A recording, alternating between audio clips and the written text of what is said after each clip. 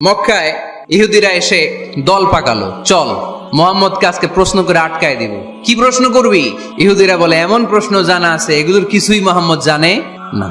ইহুদিরা এসে হাজির, মোহাম্মদ আমরা কালিমা পড়ে মুসলমান হব। আল্লাহ রাসূল তো মহা খুশি, তবে শর্ত আছে। কি শর্ত? 3টা প্রশ্নের উত্তর দিতে পারলে লাইন ধরে আমরা সব কালিমা পড়ে ফেলবো। কোন 3টা প্রশ্ন বলো? মোহাম্মদ বলো তো রুহু কারে বলে?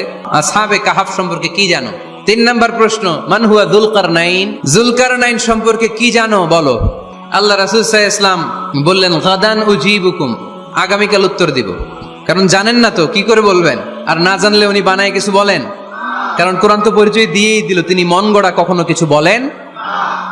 আগামীকাল উত্তর দিব। ওরা আগামীকাল উত্তরের জন্য হাজির, কিন্তু ওহী আসে নাই, উনি বলতেও পারে না। বিশ্বনবী আবার বললেন গদান উজিবুকুম, আগামীকাল দেব।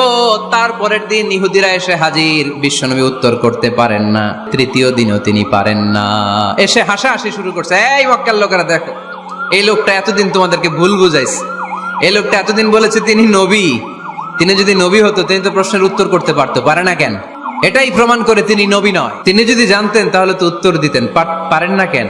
3 দিন 4 দিন, আহা, নবীও লজ্জায় অসহায়, উত্তর দিতে পারেন না।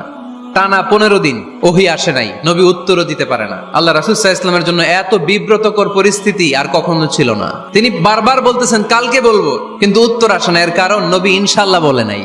এরপর আল্লাহ কোরআনের আয়াত নাযিল করলেন, ওয়ালা তাকুলান্না লিশাইইন ইন্নী ফাইলুন যালিকা গাদা ইল্লা আইয়াশা আল্লাহ। নবী গো, ভবিষ্যতের কোন কাজের ব্যাপারে যদি কাউকে ওয়াদা দেন, ওয়াদা দেওয়ার আগে অবশ্যই ইনশাআল্লাহ বলে দিয়েন।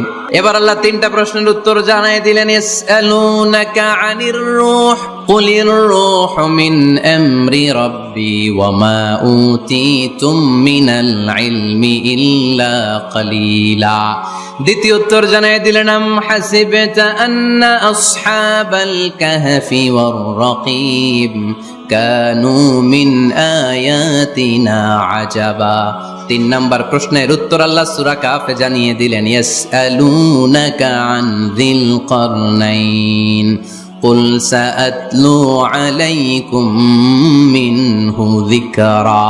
আল্লাহু আকবার। এবার নবী দাঁড়িয়ে গেলেন, বললেন কার কার উত্তর লাগবে আসো। রূহু হলো আল্লাহর আদেশ, আল্লাহর আদেশে ঢুকে আর আল্লাহর আদেশে বের হয়।